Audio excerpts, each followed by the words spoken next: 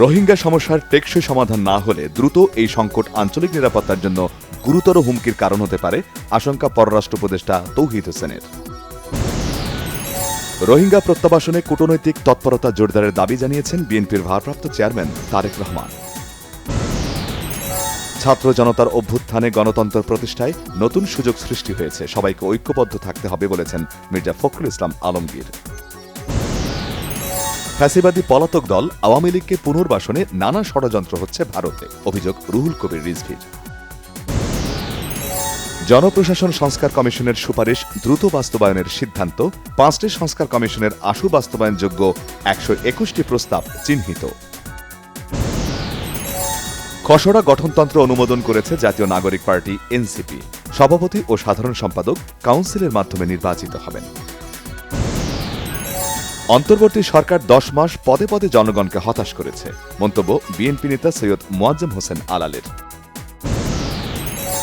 তেহরানে লাখো জনতার বিক্ষোভ, সংঘাত বন্ধে জেনেভায় ইউরোপীয় প্রতিনিধিদের সাথে ইরানের বৈঠক, 2 সপ্তাহ অপেক্ষার সিদ্ধান্ত ট্রাম্পের।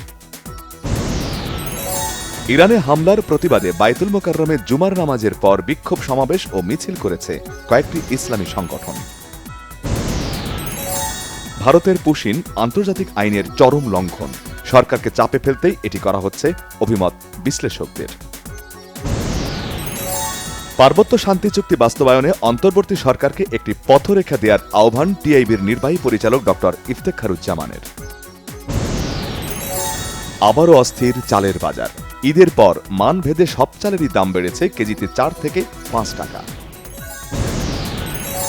বাড়ছে ডেঙ্গুর ব্যাপকতা, চোখ রাঙাচ্ছে করোনা, সাধারণ ঠান্ডা কাশি হলেই হাসপাতালে না যাওয়ার পরামর্শ।